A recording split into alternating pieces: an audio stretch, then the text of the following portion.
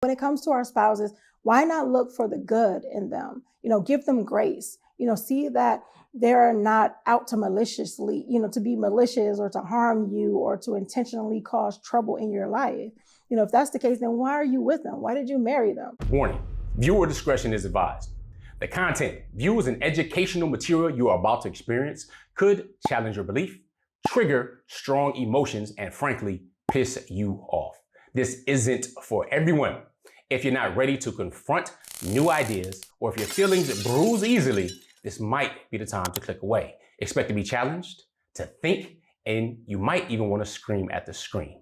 Proceed with caution, and remember, you chose to be here. Let's get it. Assalamu alaikum, peace. It's your Coach Nyla, one of the co-founders of Outstanding Personal Relationships, as well as co-author of the book, Let's Talk Polygamy Uncensored. I'm also known as the accountability and desirability coach.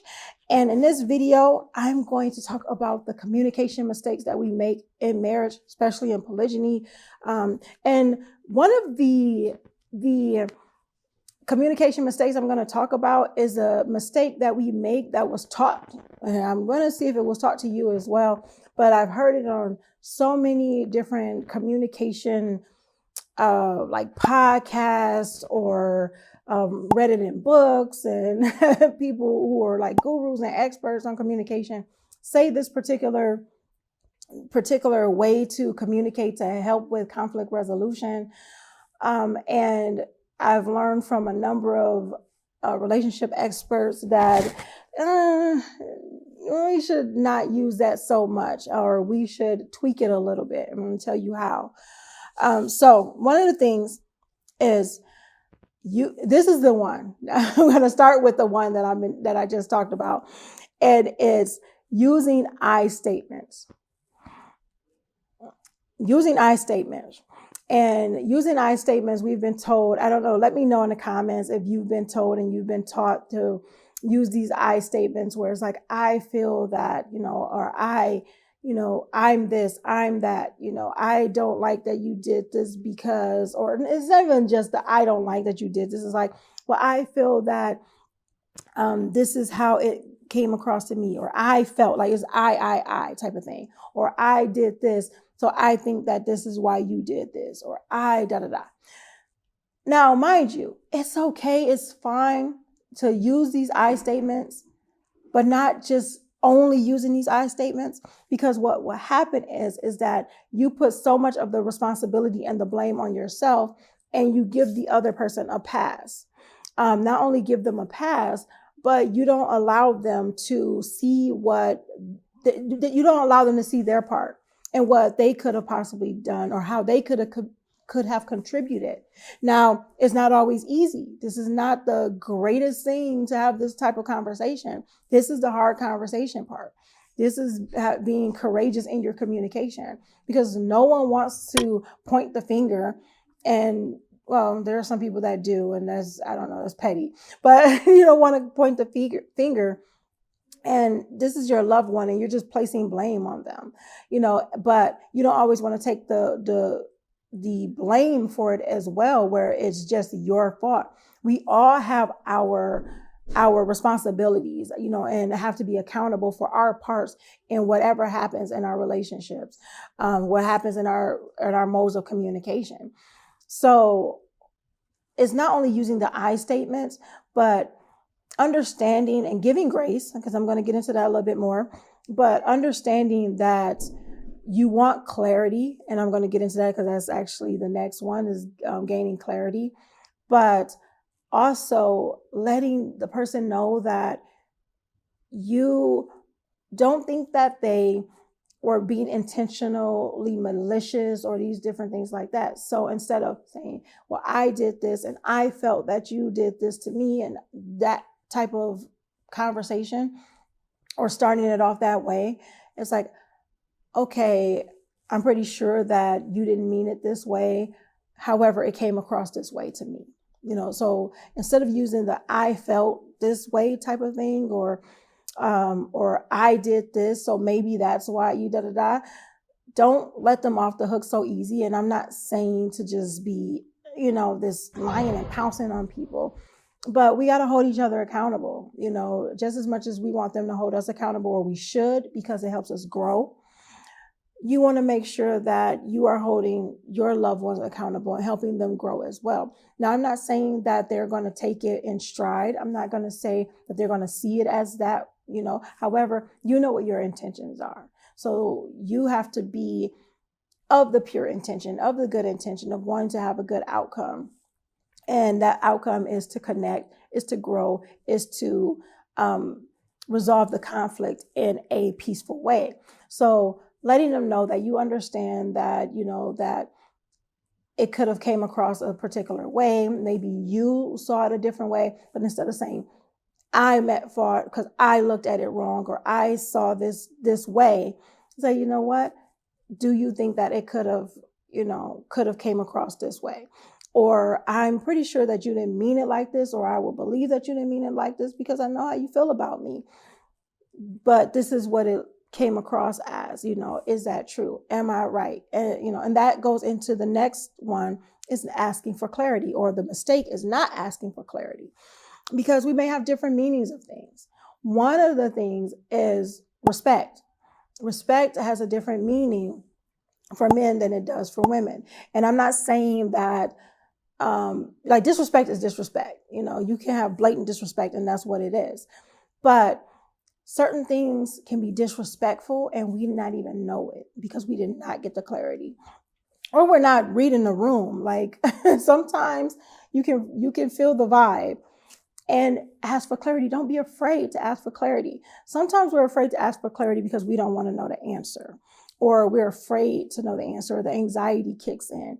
But if we don't know the answer, then we can't get better. We can't grow. So, one of the things is asking for the meaning, or what this looks like, or, this is what it looked like to me, or this is what it means to me. Coach Nazir and I, we've done that on a number of occasions in some of our communications of gaining clarity, is writing down or even discussing the different meanings, or our meanings that we have to specific things. That could be the same. It could be the same word, but we have different meanings, or it could be the same phrase and we have different meanings because we have different experiences. So gaining that clarity can help you get closer together. Assuming. So they're going to go into assuming. Now, gaining clarity or not getting clarity does not automatically mean that you're assuming. However, when you're assuming, that means that you're not getting clarity.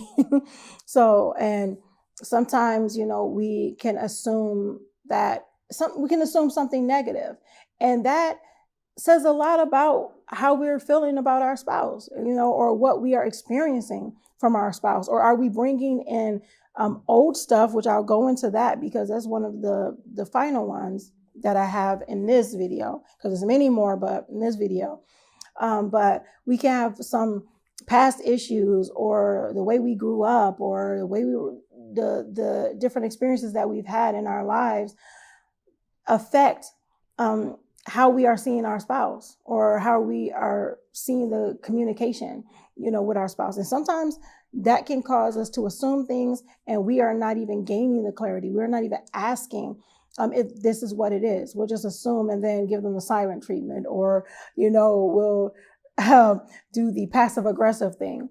And I don't like the passive aggressive thing at all. And I try my best not to do it, but I'm not free from doing it myself. But I try to be more mindful, and that's being self-aware, because I've dealt with many people that can do that. And I've done it myself in the past, and it doesn't feel good. If you want to say something, be clear, be upfront, and don't assume, be non-assuming, and when it comes to our spouses, why not look for the good in them? Give them grace, see that they're not out to maliciously, to be malicious, or to harm you, or to intentionally cause trouble in your life. If that's the case, then why are you with them? Why did you marry them? So give them that grace, and don't assume. Gain clarity. You see how all of it is tying together? So the other thing is tailing. I call it tailing. And tailing is guilting, another word for it is guilting. So let me show you what that means. It's like, okay, I didn't do this because you didn't show me how to do this. Or, I responded this way because da da da da da. And sometimes it's just a reason and you'll say that.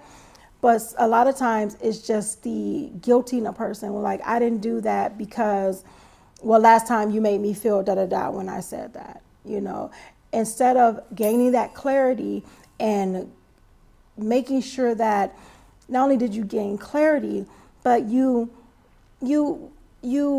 fix the problem. Now this is a non-issue. It shouldn't even be an issue anymore, because you should have come together and resolved the problem, resolve the miscommunication, resolve the issue that should not have been lingering, now that you have to bring it up, or that you are tacking it on, or you're making the person feel guilty.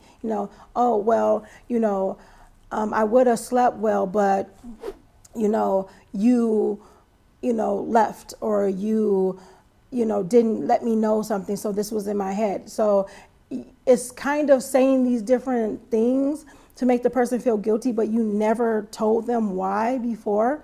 So, that's where the silent treatment comes, the passive aggressiveness comes, and things as far as that, because, you're saying this, you have this alternate meaning to what you already said. So it's like you was like, well, I'm okay, except for da da da da da, or yeah, I would be okay, but this and that, da da, you did, da, da, da, da, if you didn't do woo woo woo, type of stuff. So, insert whatever there. Telling, that's, and not telling, T-E-L-L-I-N-G, tailing, T-A-I-L-I-N-G. So it's just tacking that tail on the end. All right.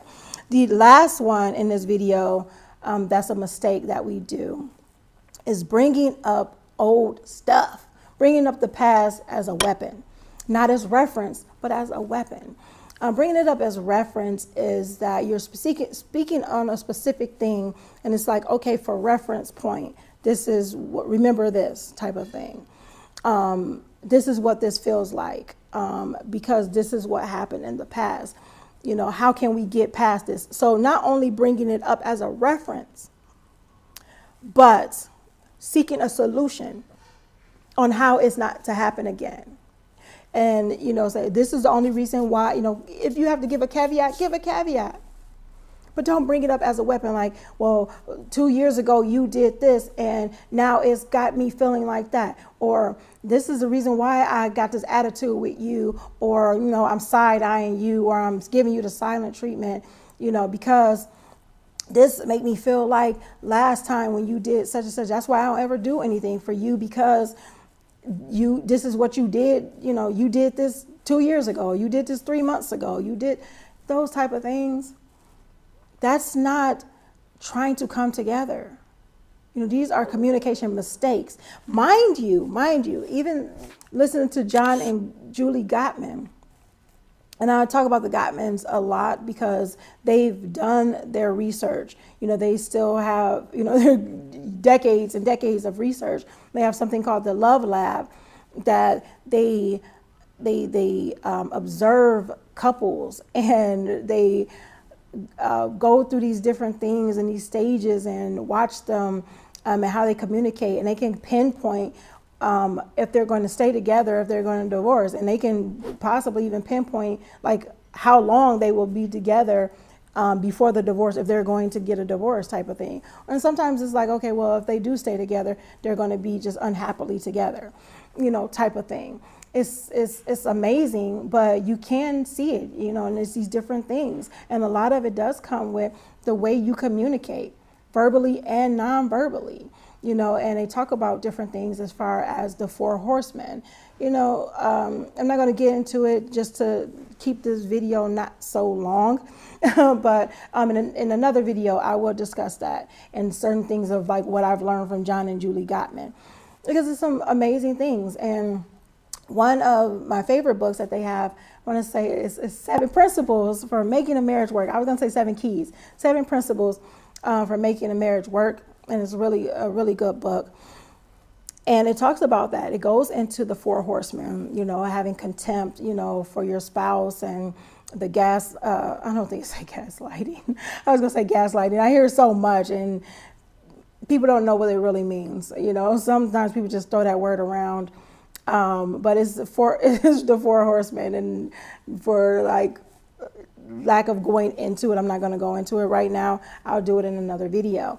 But those are the 5. Those are 5 of the many, because there are many mistakes that we make in communication. But these are key mistakes that we make that if we tweak them, use the tips that I've said, tweak them, so you can have that communication, you can take away the communication barriers. You can communicate courageously, and you can connect in your communication. It's very important. It's very important to communicate, to connect, and not condemn. So I hope you guys got some good information from this video.